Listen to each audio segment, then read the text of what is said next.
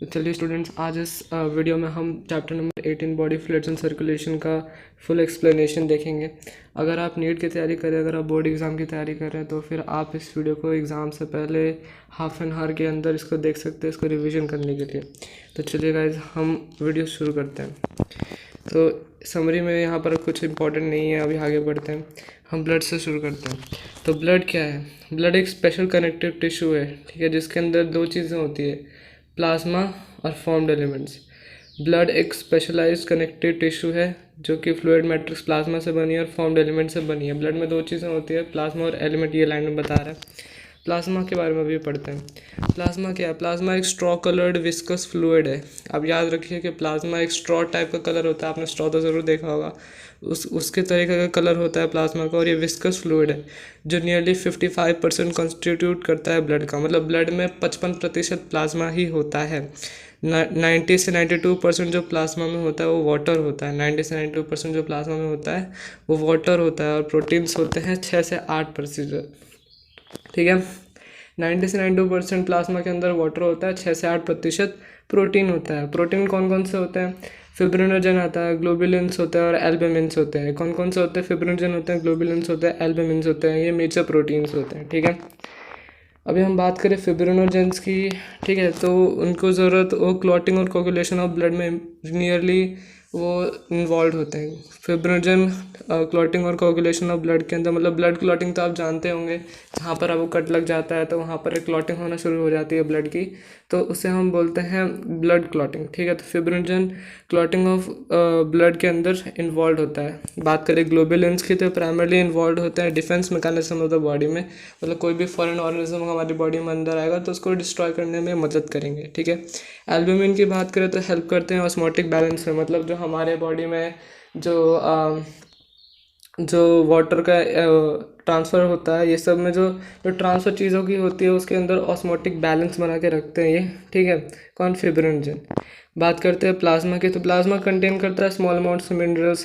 Plasma जो होता है उसके अंदर बहुत सारे स्मॉल अमाउंट्स ऑफ मिनरल्स भी होते हैं, जैसे कि sodium, calcium, magnesium, bicarbonate, chloride, ion, etcetera. ठीक है, ग्लूकोज, अमीनो एसिड, लिपिड्स, ये सब भी होते हैं क्योंकि प्लाज्मा के अंदर ये सब प्रेजेंट होता है, क्योंकि हमारे बॉडी में ये सब प्रेजेंट है। ठीक है, फैक्टर जो होते हैं कोगुलेशन के या फिर कह लो क्लॉटिंग ऑफ ब्लड के, वो प्रेजेंट होते हैं प्लाज्मा में इनएक्टिव फॉर्म में। मतलब ये सब जितने भी अंदर से कौन कौन से फैक्टर्स है क्लॉटिंग ऑफ ब्लड के अंदर, प्लाज्मा के अंदर, प्लाज्मा के अंदर कौन कौन से क्लॉटिंग ऑफ ब्लड के फैक्टर्स हैं? कौन कौन से फैक्टर्स है? फिब्रिनोजन हो गए। ठीक है, जो बहुत सारे फैक्टर्स भी हैं, तो वो सब इनएक्टिव फॉर्म में, उनको एक्टिव करवाना पड़ेगा। हम आगे देखेंगे कैसे होगा ये। प्लाज्मा बिना क्लोटिंग फैक्टर्स के हम उसको सीरम बोलते हैं। प्लाज्मा के अंदर अगर हम क्लोटिंग फैक्टर्स को नहीं गिने तो हम उसको सीरम बोलेंगे। फॉर्म्ड एलिमेंट्स की बात करें तो फॉर्म्ड एलिमेंट्स की बात करें तो फॉर्म्ड एलिमेंट्स में क्या क्या आते हैं? आपका अर्थ्रोसाइट्स आएगा, आपके ल्यूकोसाइट्स आएंगे, प्लेटलेट्स आएंगे। अर्थ्रोसाइट, ल्यूकोसाइट, प्लेटलेट्स, इन तीनों को मिला के हम बोलते हैं फॉर्म्ड एलिमेंट्स है। ठीक है, और ये कंट्रीब्यूट करते हैं, कॉन्स्टिट्यूट करते हैं नियरली 45% ऑफ द ब्लड। मतलब ये जो फॉर्म्ड एलिमेंट्स हैं ये ब्लड में 45% होते हैं। 45% ब्लड का फॉर्म्ड एलिमेंट्स है और 55% प्लाज्मा है। ठीक है, तो अभी हम 45%, मतलब हमें अभी फॉर्म्ड एलिमेंट्स की बात कर रहे हैं, तो हम अभी अर्थ्रोसाइट्स के बारे में पढ़ते हैं। तो अर्थ्रोसाइट्स क्या है? अर्थ्रोसाइट्स को हम रेड ब्लड सेल्स भी बोलते हैं। मोस्ट अबंडेंट सेल होते हैं ब्लड के अंदर, मतलब सबसे ज़्यादा सेल्स ब्लड के अंदर यही होंगे। एक हेल्थी एडल्ट मैन में ऑन एन एवरेज 5 मिलियन से 5.5 मिलियन पर क्यूबिक मिलीमीटर ब्लड के अंदर होता है। मतलब इतने सेल्स आरबीसी के अंदर होते हैं। ठीक है, आरबीसी फॉर्म होते हैं रेड बोन मैरो में। एडल्ट्स के अंदर आरबीसी, रेड बोन मैरो एक बोन होता है, वहाँ पर फॉर्म होते हैं, वहाँ पर बनता है आरबीसी।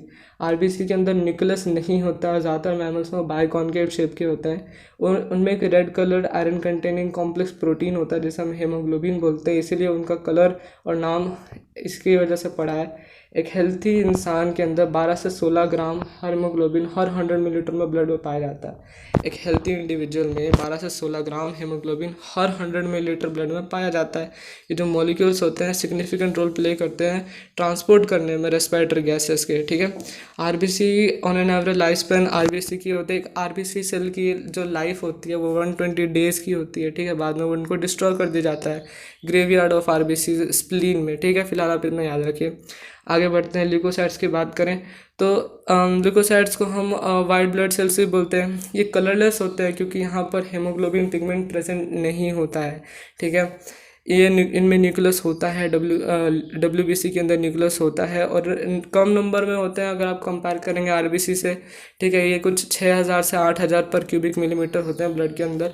ठीक है, बहुत कम है। जैसा कि आप देख सकते हैं कि रेड ब्लड सेल के अंदर कुछ अराउंड 5 मिलियन आरबीसीज प्रेजेंट होते हैं, और यहाँ पर सिर्फ 6,000 से 8,000 पर क्यूबिक मिलीमीटर होता है ब्लड का। जो ल्यूकोसाइट्स होते हैं जनरली शॉर्ट लिव्ड होते हैं, मतलब इनकी लाइफ भी छोटी होती है। ठीक है, हमारे पास दो कैटेगरीज हैं डब्ल्यूबीसी के, ग्रैनुलोसाइट्स और ए ग्रैनुलोसाइट्स। जो ग्रैनुलोसाइट्स है उसके अंदर आ जाता है आपके न्यूट्रोफिल्स, इओसिनोफिल्स, बेसोफिल्स और डिफरेंट टाइप्स ऑफ ग्रैनुलोसाइट्स आ जाते हैं। ठीक है, लिम्फोसाइट्स की बात करें और मोनोसाइट्स की बात करें तो ये ए ग्रैनुलोसाइट्स के टाइप होते हैं। ठीक है, आगे बढ़ा जाए। न्यूट्रोफिल्स मोस्ट अबंडेंट सेल्स होते हैं। ठीक है, जो न्यूट्रोफिल्स होते हैं मोस्ट अबंडेंट सेल्स होते हैं, 60 से 65% कॉन्स्टिट्यूट करते हैं डब्ल्यूबीसी का। मतलब डब्ल्यूबीसी में न्यूट्रोफिल्स 60 से 65% है। ठीक है, और बेसोफिल्स जो होते हैं लीस्ट अबंडेंट सेल होते हैं, मतलब 0.5 to 1% ही डब्ल्यूबीसी का हिस्सा होता है। मतलब डब्ल्यूबीसी में 0.1 to 1% का हिस्सा होता है बेसोफिल का। ठीक है, न्यूट्रोफिल्स और मोनोसाइट साथ में मिलके फैगोसाइटिक सेल्स बनाते हैं। मतलब जो न्यूट्रोफिल्स और मोनोसाइट्स है फैगोसाइटिक सेल्स बनाते हैं, जो फॉरेन ऑर्गेनिज्म को डिस्ट्रॉय कर देते हैं जो भी हमारे बॉडी में एंटर करता है। और एक और बात, मोनोसाइट जो होते हैं वो 6 से 8% होते हैं डब्ल्यूबीसी का। बेसोफिल्स जो सेल्स की बात करें तो सिक्रेट करता है हिस्टामिन, सेरोटोनिन, हेपारिन एक्सेट्रा, जो इन्वॉल्व होते हैं इन्फ्लामेटरी रिएक्शंस में। ठीक है, मतलब ऐसे रिएक्शंस जिसके अंदर मतलब कह लीजिए आप थोड़ा हार्मोन, केमिकल, ये सब का इंपॉर्टेंस आ जाएगा, उसकी बात कर रहे हैं। इओसिनोफिल्स की बात करें तो ये इन्फेक्शन से रेजिस्ट करते हैं। ठीक है, और ये एसोसिएटेड होता है एलर्जिक रिएक्शंस के लिए। ठीक है, और यहाँ पर ये डायग्राम आप जैसे देख रहे हैं इसको प्लीज़ स्टडी कर लीजिएगा। ठीक है, ये भी इम्पॉर्टेंट है। आगे बढ़ते हैं। अभी हम लिम्फोसाइट्स की बात करें तो लिम्फोसाइट जो होते हैं 20 से 25% होते हैं डब्ल्यूबीसी का। ठीक है, ये दो मेजर टाइप्स में होते हैं, बी और टी फॉर्म्स में होते हैं। जो बी और टी फॉर्म जो होते हैं लिम्फोसाइट्स के, वो रिस्पॉन्सिबल होते हैं immune responses of the body के लिए, मतलब बॉडी के इम्यून रिस्पॉन्स के लिए, मतलब ब्लड क्लॉटिंग ये सब के लिए, डिफेंस मैकेनिज्म के लिए बेसिकली। ठीक है, डिफेंस मैकेनिज्म के लिए। सो प्लेटलेट्स जो होते हैं, अभी हम प्लेटलेट्स की बात करें, प्लेटलेट्स को हम थ्रोम्बोसाइट्स ही बोलते हैं। ठीक है, ये सेल फ्रेगमेंट्स होते हैं जो प्रोड्यूस होते हैं मेगाकैरियोसाइट्स से। मेगाकैरियोसाइट्स क्या है? ये स्पेशल सेल्स, बोन मैरो में कुछ स्पेशल सेल्स होते हैं जैसे हम मेगाकैरियोसाइट्स बोलते हैं, वहाँ से प्लेटलेट्स प्रोड्यूस होते हैं। तो ब्लड नॉर्मली कंटेन करता है 1.5 लाख से 3,50,000 प्लेटलेट्स पर क्यूबिक मिलीमीटर होता है। प्लेटलेट्स रिलीज करते हैं वैरायटी ऑफ सब्सटेंसेस को जो इन्वॉल्व होते हैं कोगुलेशन और क्लॉटिंग ऑफ ब्लड के लिए। अगर उनके नंबर में कमी आ जाए तो वो लीड कर सकता है क्लॉटिंग डिसऑर्डर्स पे। क्लॉटिंग डिसऑर्डर्स के मतलब अगर आपका ब्लीडिंग हो रहा है तो ब्लीडिंग होते ही जा रहा है। ठीक है, तो बॉडी से बहुत ज़्यादा ब्लड निकल जाएगा, तो एक डिसऑर्डर है। आगे बढ़ते हैं, हम ब्लड ग्रुप के बारे में बात करते हैं। ठीक है, ओके, अगर अभी हम ब्लड ग्रुप के बारे में बात करते हैं तो ब्लड ग्रुप में हमारे पास 2 ग्रुप्स आते हैं। इसके अंदर एबीओ ग्रुपिंग हमको पढ़ना है, फिर हमको पढ़ना है आरएच ग्रुपिंग। ठीक है, तो अभी हम एबीओ ग्रुपिंग के बारे में देखते हैं। तो एबीओ ग्रुपिंग बेस्ड होता है कि भाई आपके जो आरबीसी है, ठीक है, आपके जो आरबीसीज है उनके ऊपर एक उनके ऊपर प्रेजेंट है कि नहीं, क्या चीज़, किस चीज़ की बात हो रही है, सरफेस एंटीजन की बात हो रही है। सरफेस एंटीजन क्या होता है? ये ऐसे केमिकल्स होते हैं जो इंड्यूस कर सकते हैं इम्यून रिस्पॉन्सेस को, मतलब इम्यून रिस्पॉन्सेस को जागरूक कर सकते हैं, कंट्रोल कर सकते हैं। ठीक है, तो ये सरफेस एंटीजन अगर आपके आरबीसीज पे होंगे तो आप एबीओ ग्रुपिंग पे आएंगे। ठीक है, तो चलिए आगे बढ़ते हैं। नेमली ए और बी 2 सरफेस एंटीजन प्रेजेंट होते हैं। ए और बी 2 सरफेस एंटीजन प्रेजेंट होते हैं। सिमिलरली प्लाज्मा डिफरेंट इंडिविजुअल्स के अंदर कंटेन करते हैं 2 नेचुरल एंटीबॉडीज। अभी एंटीजन है, मतलब एंटीजन समझते हैं ना, उसके अगेंस्ट एंटीबॉडीज़ भी है हमारे प्लाज्मा के अंदर। ठीक है, तो ठीक है, तो अभी देखते हैं वो कैसे एंटीजन्स और एंटीबॉडीज ग्रुप्ड हैं। ठीक है, तो 4 ग्रुप में हमने बांटा है, ग्रुप ए, ग्रुप बी और ग्रुप ए बी और ओ। ठीक है, अब आगे बढ़ते स्टूडेंट्स, ये जो ग्राफ दिया हुआ है, मतलब ये जो डायग्राम दिया है टेबल 18.1, ये बहुत इंपॉर्टेंट है, इसका आप स्टडी कर लीजिए। आपका पूरा का पूरा मेरे ख्याल से पूरा थियरी इसके अंदर कवर हो जाएगा। तो ब्लड ग्रुप ए बी और ओ है। एंटीजन्स ऑन आरबीसी है। देखिए ब्लड ग्रुप ए में एंटीजन आरबीसी के ऊपर ए है, एंटीबॉडीज प्लाज्मा के अंदर एंटी बी है और डोनर्स ग्रुप ए ओ है। डोनर्स ग्रुप क्या शो कर रहा है कि कौन कौन से ब्लड इसको डोनेट कर सकते हैं। मान लीजिए ब्लड ग्रुप एक पर्सन ए है तो उसको कौन कौन से ब्लड ग्रुप डोनेट कर सकते हैं, ए और ओ। ठीक है, आप सब कुछ छोड़ के ये आप याद ज़रूर कर लीजिए क्योंकि ये बहुत ज़्यादा टेबल 18.1 इंपॉर्टेंट है। ब्लड ग्रुप बी जो होता है उसके ऊपर एंटीजन्स आरबीसी के ऊपर बी होते हैं, एंटीबॉडीज एंटी ए होता है। डोनर्स ग्रुप बी और ओ है।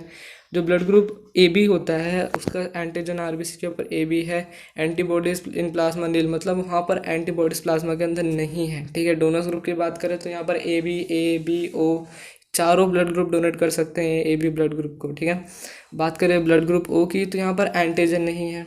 ठीक है, और एंटीबॉडीज प्लाज्मा के अंदर एंटी ए और बी है। डोनर्स ग्रुप सिर्फ ओ ही ओ को दे सकता है ब्लड। ठीक है, तो इस पैराग्राफ से, इस ग्राफ से क्या कंक्लूजन निकलता है कि जो ब्लड ग्रुप ओ है ना, वो जो ब्लड ग्रुप ओ है वो हर किसी को ब्लड डोनेट कर सकता है। जो ब्लड ग्रुप है वो हर किसी को ब्लड डोनेट कर सकता है, इसलिए हम उसको यूनिवर्सल डोनर्स बोलते हैं। और जो ब्लड ग्रुप ए बी है वो हर किसी से ब्लड एक्सेप्ट कर सकता है। ठीक है, हर किसी से ब्लड एक्सेप्ट कर सकता है, तो उसको हम यूनिवर्सल रेसिपेंट्स बोलते हैं।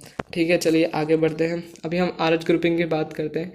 तो यहाँ पर भी एक दूसरा एंटीजन आरएच एंटीजन जो सिमिलर होता है, जो प्रेजेंट होता है मंकीज़ के अंदर। ठीक है, वो ऑब्जर्व किया जाता है आरबीसी के सरफेस पे।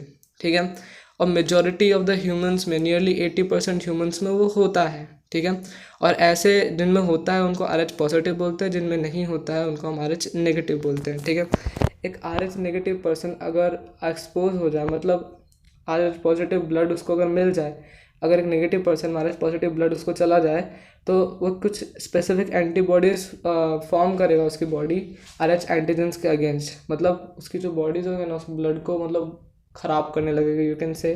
देयरफॉर जो आरएच ग्रुप होती है ना वो अच्छे से मैच करना चाहिए ट्रांसफ्यूजन के पहले। ट्रांसफ्यूजन का मतलब क्या है, ब्लड ट्रांसफ़र के पहले। ठीक है, एक special case RH incompatibility mismatching का देखने को मिलता है। जब आरएच नेगेटिव जो ब्लड होता है प्रेग्नेंट मदर का, वो आरएच पॉजिटिव ब्लड जो उसका फोइटस है, जो उसका बच्चा है पेट में, उससे एक्सपोज हो जाए। तो आरएच एंटीजन फोइटस का एक्सपोज तो नहीं होता है RH positive blood RH negative blood of the mother से, क्योंकि पहली प्रेगनेंसी में जो दोनों ब्लड्स होते हैं ये अच्छे से सेपरेट किए जाते हैं प्लेसेंटा के द्वारा। ठीक है, लेकिन डिलीवरी के टाइम जो पहला बच्चा होता है वो पॉसिबिलिटी होती है कि भाई मैटरनल ब्लड जो मम्मा का ब्लड है और जो बेटे का ब्लड है वो कुछ स्मॉल अमाउंट्स में मिक्स हो जाए। ठीक है, तो अगर ऐसे केसेस में क्या किया जाता है कि मदर को पहले से ही एंटीबॉडीज़ दे दी जाती है। ठीक है, तो इस लाइन अच्छे से एक्सप्लेन कर देता हूँ। जो आरएच एंटीबॉडीज़ है मदर की, आरएच नेगेटिव ब्लड की, वो लीक कर सकती है blood of the foetus, RH positive में लीक कर सकता है और वो डिस्ट्रॉय कर सकता है फोइटल आरबीसीज को। ठीक है, तो ये देखिए कितना खतरनाक हो गया। ये बहुत सारे बीमारी कॉज कर सकता है फोइटस को, ये अनीमिया कॉज कर सकता है, ये जॉन्डिस कॉज कर सकता है। ठीक है, जो कंडीशन है इसको हम एरिथ्रोब्लास्टोसिस फोइटालिस बोलते हैं। ये ज़रूर याद रखिए, ये नीट में पूछा जाता है। ठीक है, और बहुत सारे एग्जाम्स में, कॉम्पिटेटिव एग्जाम में पूछा जाता है। तो ये अवॉइड किया जा सकता है by administering anti Rh antibodies to mother immediately after the delivery of the first child. ठीक है, अभी आगे बढ़ते हैं, कोगुलेशन ऑफ ब्लड की बात करते हैं। ठीक है, तो कोगुलेशन ऑफ ब्लड आपने मतलब कैसे, कोगुलेशन ऑफ ब्लड क्या होता है। ठीक है, तो आपने ज़रूर, मान लीजिए आप कहीं से आए और आपको चोट लग गई। ठीक है, तो वहाँ पर एक कट, जो आप जहाँ पर आपका चोट लगा है तो वहाँ पर एक रेडिश ब्राउन कलर का स्क्रम फॉर्म हो जाता है। ठीक है, तो उसी को हम कोगुलेशन ऑफ ब्लड बोलते हैं। ठीक है, तो चलिए शुरू करते हैं। You would observed a dark reddish brown scrum formed at the site of a cut और injury over a period of time. ज़रूर ऑब्जर्व किया होगा। ठीक है, इसको हम क्लॉट या फिर कोगुलम बोलते हैं, जो मेनली नेटवर्क ऑफ थ्रेड्स फिब्रिन्स से बना हुआ होता है। ठीक है, जो कोगुलम, जो क्लॉट आप देखते हो वो नेटवर्क ऑफ थ्रेड्स फिब्रिन्स से मेनली फॉर्म होता है। ठीक है, जिसके अंदर डेड और डैमेज फॉर्म्ड एलिमेंट्स ब्लड के ट्रैप किए जाते हैं। ठीक है, आगे बढ़ते हैं। फिब्रिन जो होते हैं वो फॉर्म होते हैं by the conversion of inactive fibrinogens in the plasma by the enzyme thrombin. ठीक है, अब जो फिब्रिन्स फॉर्म हुए हैं फिब्रिनोजेन से फिब्रिन्स फॉर्म हुए, फिब्रिनोजेन है प्लाज्मा के अंदर।